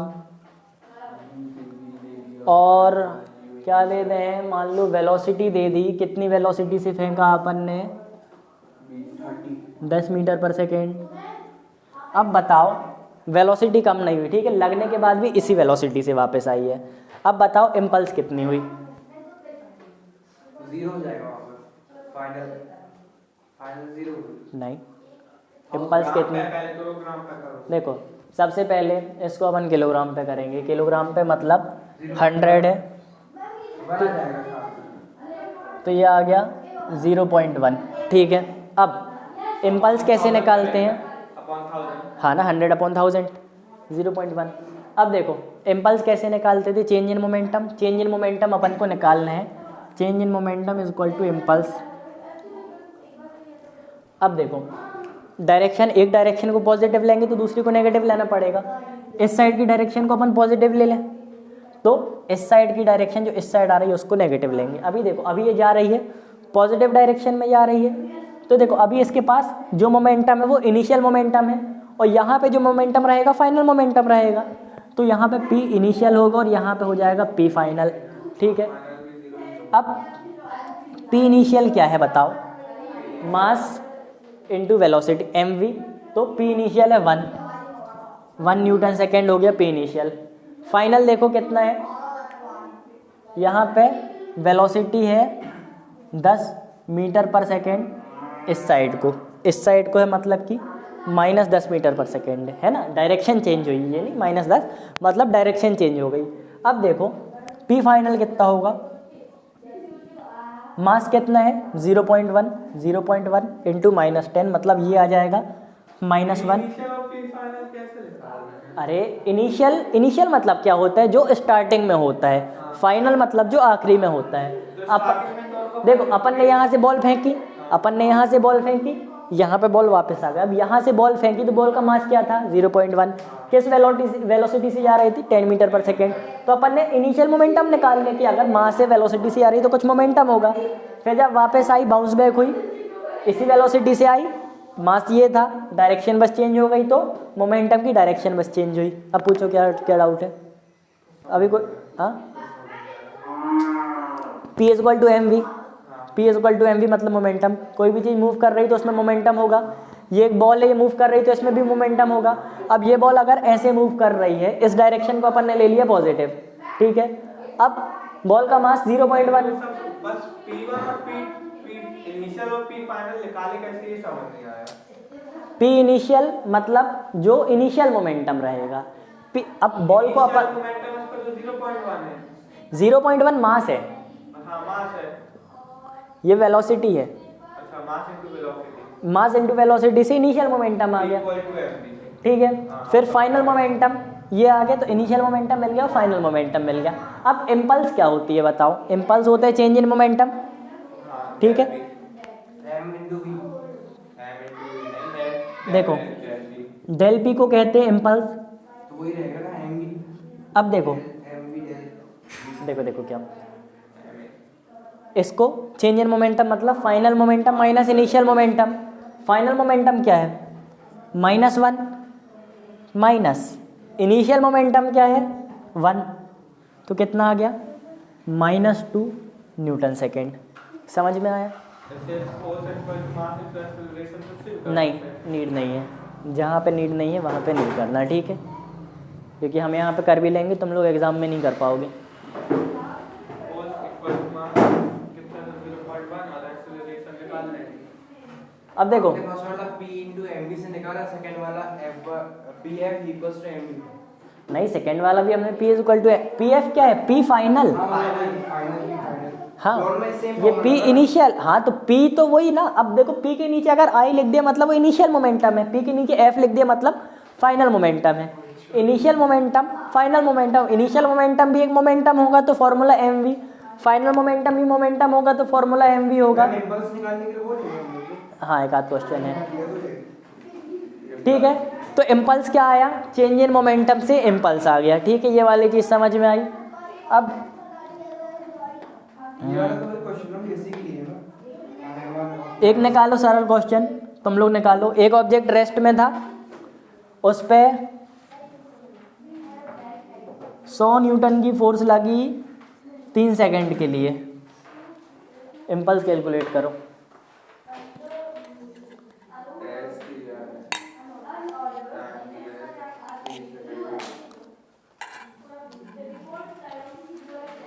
इनिशियल है वो ये है 0 और ये एक्सेलरेशन लगी है न्यूटन लिखा है, न्यूटन इक्वल्स टू क्या होता है? न्यूटन फोर्स का सिंबल होता है, किलोग्राम मीटर पर सेकेंड स्क्वायर। क्या फाइंड करना है? इम्पल्स, मतलब force. Newton force, second time, impulse find करना है, चेंज इन मोमेंटम। इम्पल्स आ जाएगी 300 सिंपली, क्योंकि देखो इम्पल्स मतलब चेंज इन मोमेंटम। अगर इस पे मास एक्सेलरेशन अगर लगाना होता तो क्या लिखते? कितने का एक्सेलरेशन लगा? देखो तो एक्सेलरेशन लगाने के लिए ए नहीं लिखते, ए निकालना पड़ेगा। देखो F is equal to M A होता है, मतलब ये 100 is equal to M A हो जाता। अब m अगर पता होता तो m को यहाँ डाल देते तो एक्सेलरेशन निकल आता, ठीक है। Delta p equals to 300। हाँ delta P is equal to 300, क्यों? Force into time, force into time. अब यहाँ फॉर्मूला मिट गया, लेकिन वो है ना वहां से हाँ यहाँ ले जाओ तो force into time, change in momentum आ जाता, तो change in momentum is equal. अब देखो change in momentum is equal to impulse. अब देखो यहाँ पे इसके मास की भी नीड नहीं पड़ी, तो फोर्स रहते तो मास की भी नीड नहीं पड़ती, ठीक है। पिछली बार में एक्सेलरेशन फोर्स की नीड नहीं पड़ी थी, तो कैसे भी निकालो बस, अगर चेंज इन मोमेंटम निकालते बन गया तो वो इम्पल्स कहला गया। दोनों तरीके के क्वेश्चन करा दिए। अब देखो ये किसी का है ना, ये बोल रहे हैं कि इसका नहीं। वो कंजर्वेशन ऑफ मोमेंटम का है। Drive of derive conservation of momentum. इसमें न्यूटन में नहीं है ना? हाँ न्यूटन्स लॉ में नहीं है। नहीं नहीं इसी में है, लेकिन कंजर्वेशन ऑफ मोमेंटम का आगे है। अब देखो ये मोमेंटम वाली चीज़ कंप्लीट हो गई, और देख लें कोई सवाल तो नहीं है इसमें। अच्छा चलो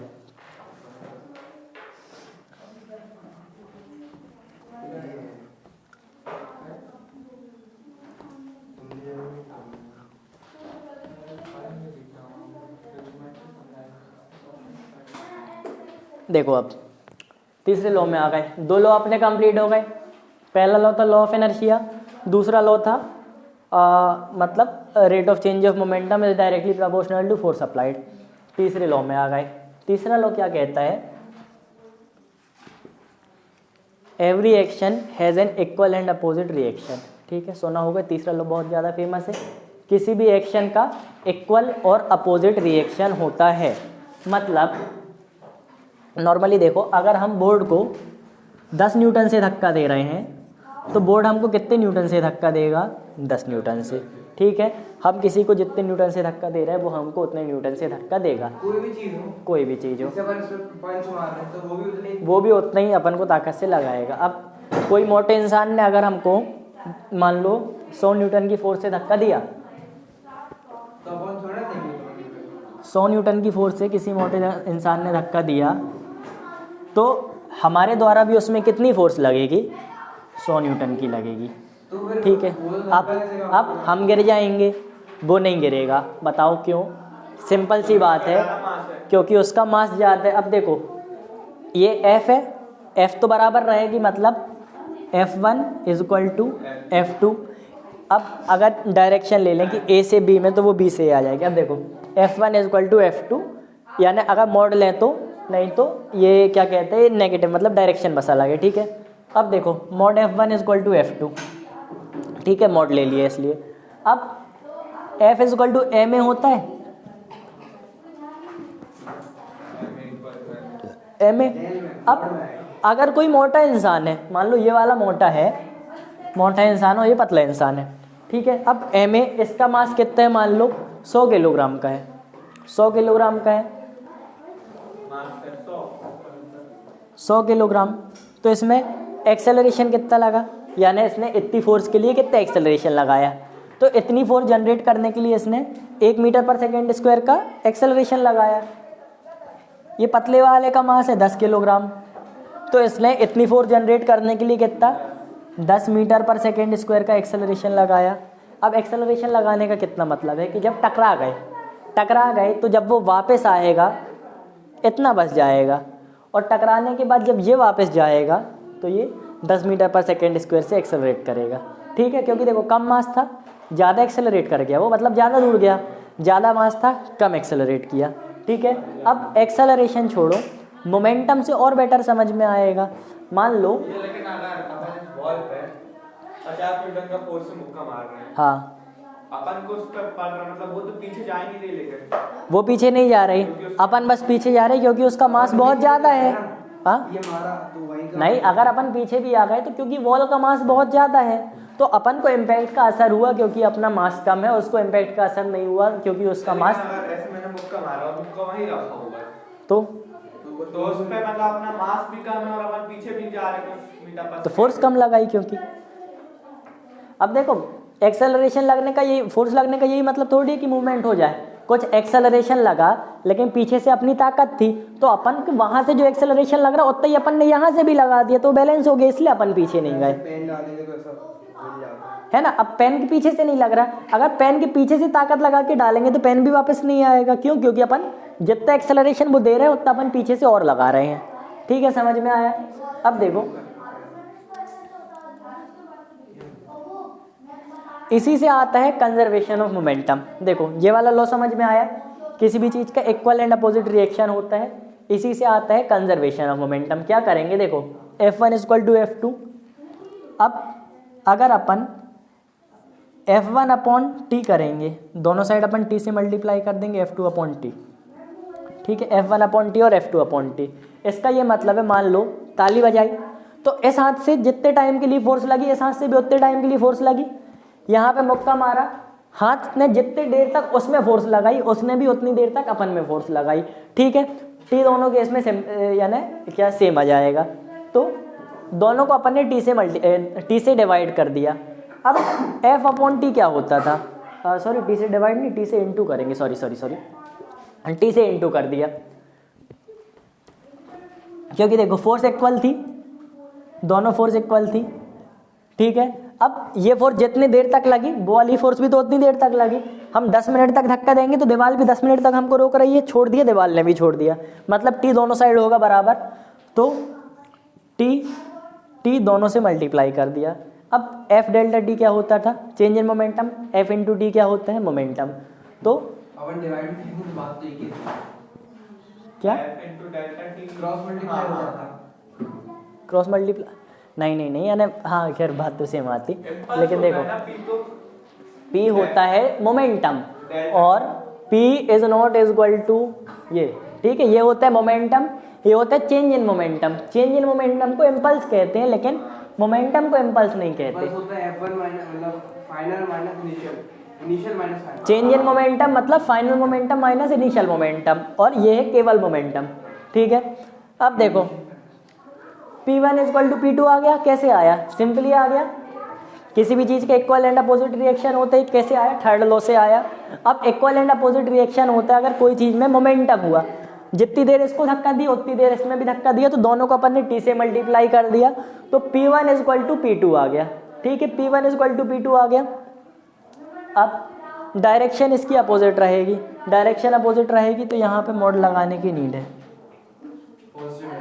ठीक है, अब डायरेक्शन के साथ भी अगर अपन को लिखना है तो कैसे लिखेंगे? ये फोर्स हमारा पास तो नेगेटिव एक्सीलरेशन पे लग रहा है। हाँ ना, तो वो एक साइड से लग रहा है, एक साइड से नहीं लग रहा। अब देखो सबसे पहले ये देखो, दोनों मोमेंटम है, P1 इक्वल टू P2। अब अगर अपन को वेक्टर फॉर्म में लिखना है तो अगर हम इस साइड धक्का दे रहे हैं किसी चीज़ को, इस साइड धक्का दे रहे हैं तो मोमेंटम उस साइड लग रहा है, तो P1 इस डायरेक्शन को अपन ने ले लिया प्लस। अब उस डायरेक्शन को क्या लेंगे? माइनस, तो वो लगा रहा है इस डायरेक्शन में, मतलब P2 जो है इस डायरेक्शन में है। दोनों का मैग्नीट्यूड सेम है। देखो देखो इंपॉर्टेंट बात है, समझो। P1 और P2 का मैग्नीट्यूड सेम है, ये अपन को पता है। P1 और P2 का मैग्नीट्यूड क्यों सेम है, ये अपन ने ऊपर से डिराइव कर लिया। अब P1 लग रहा है उस डायरेक्शन में और P2 लग रहा है उस डायरेक्शन में, मतलब दोनों की डायरेक्शन अपोजिट है। तो जो इस डायरेक्शन में लग रहा है, अगर इस डायरेक्शन को अपन माइनस कर दें, इस डायरेक्शन का माइनस उस डायरेक्शन हो जाएगा। ये डायरेक्शन है, इसको अपन ने माइनस कर दिया, मतलब इसका अपोजिट कर दिया। अब उस डायरेक्शन में हो गया। अब देखो ये और ये दोनों बराबर हैं। पहले ये ऐसे अलग अलग लग रहा था, ये इस डायरेक्शन का मोमेंटम, ये इस डायरेक्शन का मोमेंटम, इस वाले की अपन ने माइनस कर दी। अब ये उस डायरेक्शन का मोमेंटम, ये भी उस डायरेक्शन का मोमेंटम, मोमेंटम सेम है, मतलब इस डायरेक्शन को अगर अपन ने माइनस कर दिया तो मोमेंटम आ जाएगा सेम। तो यहाँ पे अपन P1 equal to minus P2 लिख सकते हैं। कैसे लिखा समझ में आया?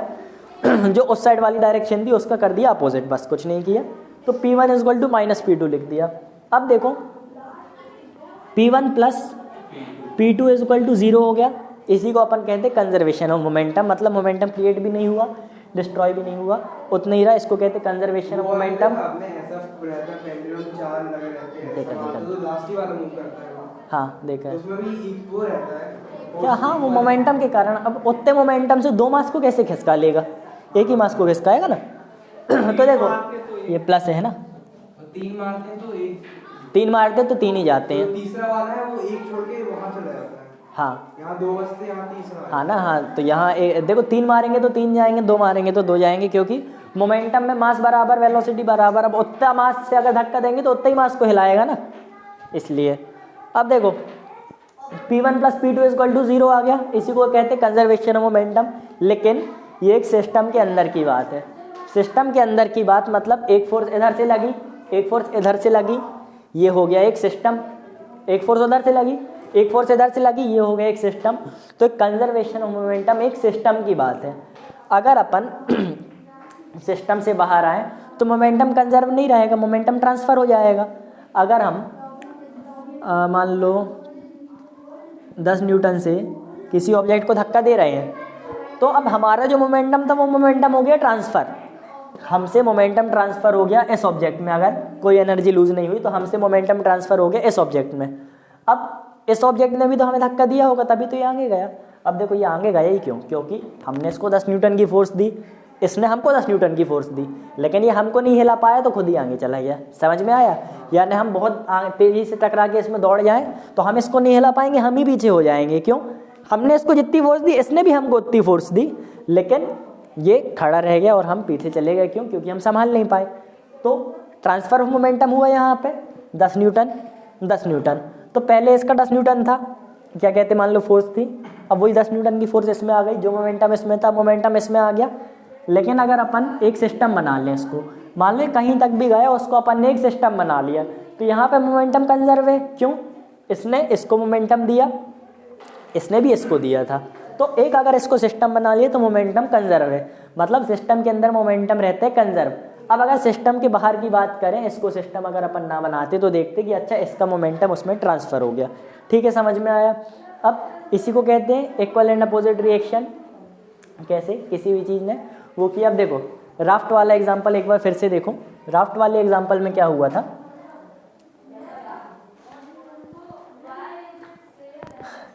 ये राफ्ट थी, राफ्ट में एयर आई, एयर ने कितनी फोर्स लगाई, 100 न्यूटन की लगाई मान लो। तो ये जो राफ्ट का ये क्या मान लो जो कपड़ा था उसने भी इसमें 100 न्यूटन की फोर्स लगाई होगी, लेकिन वो हवा को नहीं खिसका पाया इसलिए खुद आगे चला गया।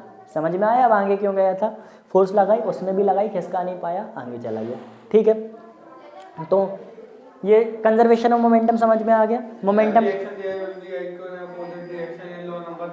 ये लॉ नंबर 3 है, उसी से अपन ने कंजर्वेशन ऑफ मोमेंटम भी निकाल लिया। ठीक है, अब इसके एक आध क्वेश्चन देखो जरा। देखो किसी भी चीज़ को सिस्टम में कैसे लाते हैं समझ में आ गया। अगर दो चीज़ का कांटेक्ट हो रहा है दोनों को सिस्टम में डाल लो। अब देखो एक गन चली,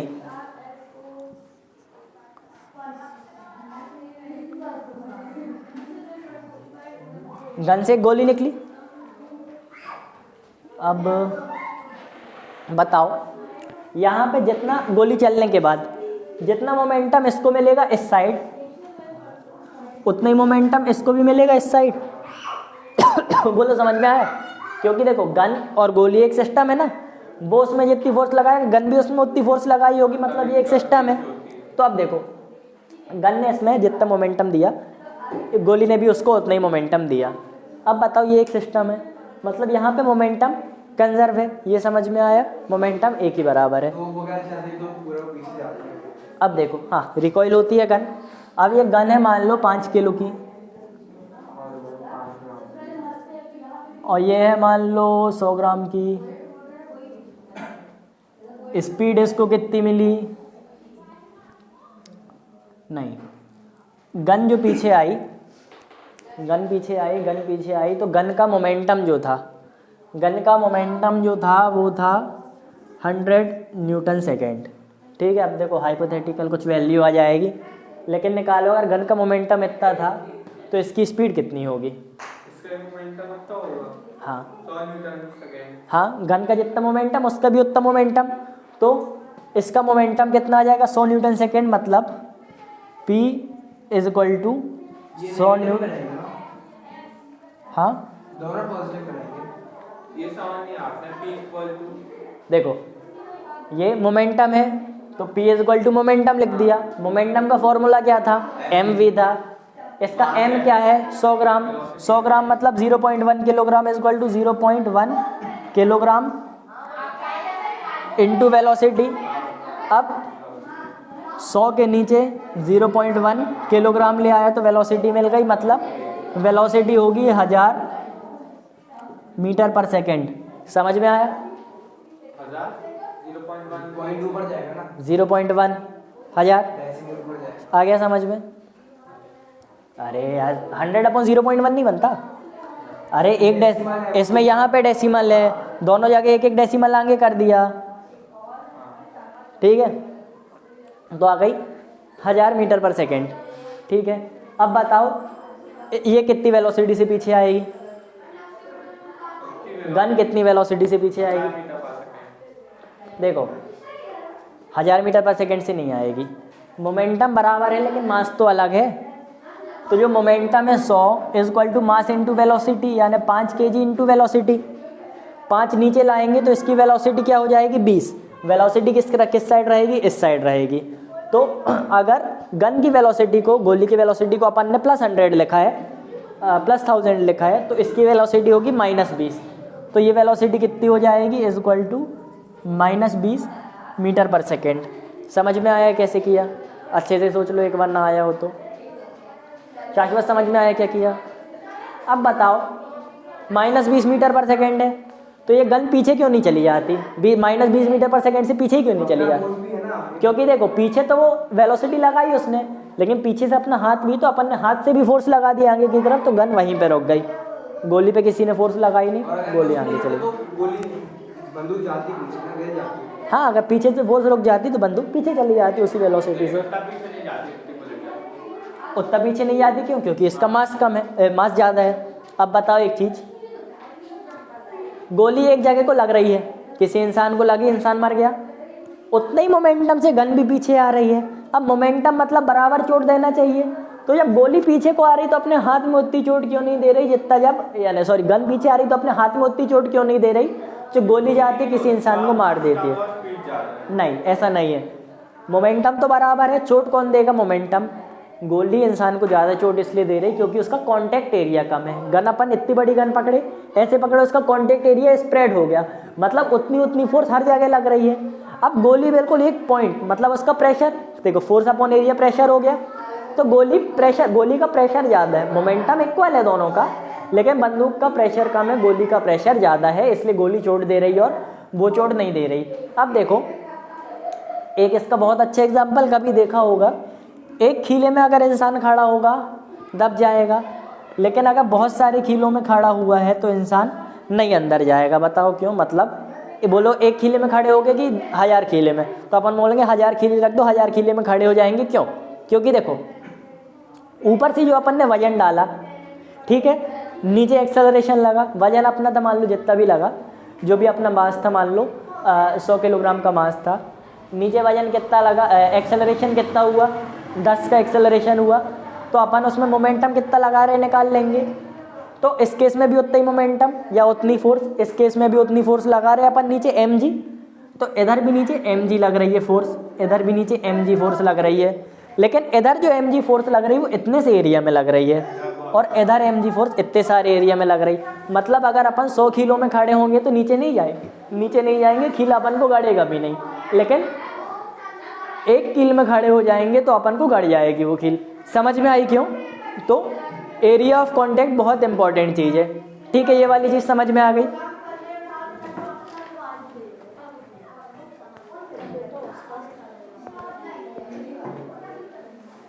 ठीक है, गन की रिकॉइलिंग समझ में आ गई।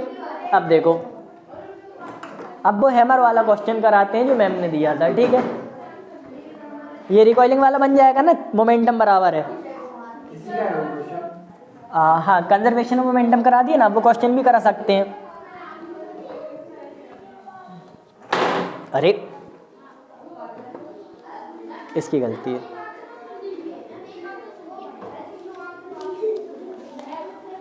चलो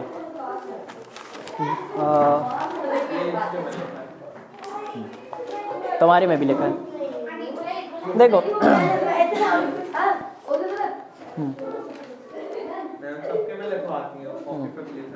देखो, a hammer of mass 1 kg, यहाँ पे 1 kg लिखे चालू है, बस 2 मिनट रुक जाओ। A hammer of mass 1 kg, hammer का मास है 1 kg, मतलब ये हथौड़ा है जिसका मास है 1 किलोग्राम, ठीक है। अब इसने खील में स्ट्राइक किया कितनी स्पीड से? 10 मीटर पर सेकेंड की स्पीड से, 10 मीटर पर सेकेंड की स्पीड से किस में स्ट्राइक किया? एक खील में। खील का मास कितना था? नेग्लिजिबल मास था, ठीक है।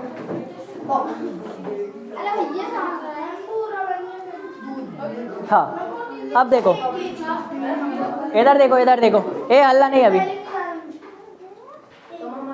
देखो किस लिए 1 किलोग्राम का हैमर, ये उसकी स्पीड, खील में किया स्ट्राइक, अब खील का मास था नेग्लिजिबल। अब बताओ इम्पल्स कितनी जनरेट हुई?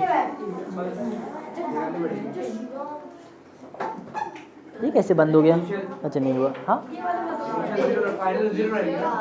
देखो, इसमें सिंपल ये, सबसे पहले देखो हैमर 1 किलोग्राम का और 10, तो हैमर का मोमेंटम मिल जाएगा। अरे हल्ला नहीं ना, अच्छे 5-10 हो रहा, बच्चे बाहर खड़े रहते, तुम थोड़ा टाइम बस 2 मिनट रुक जा, बोल तो रहे। तो देखो इसका मोमेंटम मिल जाएगा, इधर देखो इसका मोमेंटम मिल गया, इसका मोमेंटम कितना आ जाएगा? 10 न्यूटन सेकेंड आ गया इसका मोमेंटम। अब जब इस मोमेंटम से इसने इसमें स्ट्राइक किया तो कंजर्वेशन ऑफ मोमेंटम से अपन को पता है कि इसमें भी उतना ही मोमेंटम आ जाएगा। देखो इसने उसको स्ट्राइक किया, उसने उतना मोमेंटम इसको दिया, वो गई अंदर क्योंकि इसका मास ज़्यादा था, तो मोमेंटम कितना ट्रांसफ़र हुआ? पूरा का पूरा मोमेंटम ट्रांसफ़र हो गया। मतलब यहाँ पे भी देखो देखो देखो, यहाँ पे भी इनिशियल मोमेंटम क्या? 10 न्यूटन पर second, 10 Newton second. Final momentum क्या? 0। तो final momentum minus initial momentum करोगे तो आंसर निकल आएगा। इसका आंसर निकालो।